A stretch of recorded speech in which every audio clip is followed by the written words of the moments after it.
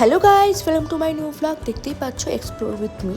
আমি হায়দ্রাবাদে এসেছি, কী নতুন জিনিস দেখবো তোমাদের সাথেও শেয়ার করবো আর সবার সাথেই শেয়ার করবো। রত্নদ্বীপে চলে গিয়েছিলাম। রত্নদ্বীপে একটা মল, তো সেখানে ভ্যারাইটি রকমের আচার দেখতে পেলাম, ভ্যারাইটি রকমের কারিজের। এখানে দেখো মিল্কের প্রোডাক্ট ভ্যারাইটি রকমের রয়েছে, বিভিন্ন রকমের জিনিসপত্র দেখতে পেয়েছিলাম। আসলে ব্যাপারটা হলো যে আমি ফ্লাওয়ার ভাস নিতে গিয়েছিলাম আর কিছু এসেনশিয়ালস লাগছিলো কিচেনে, সেগুলো নিতে গিয়েছিলাম, কিন্তু বাই চান্স মানে ভাগ্যবশত ওখানে ছিল না।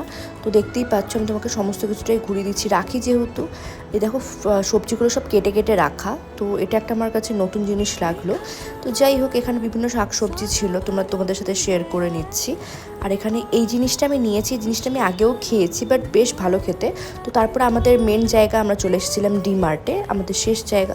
তো যাই হোক, জিনিসপত্র আমাদের যেগুলো দরকার হয় সেগুলো আমরা নিয়ে নিয়েছি। তো দেখতেই পাচ্ছ। তো আজকের জন্য ব্লগ এখানেই। ভালো থেকো, সুস্থ থেকো, টাটা।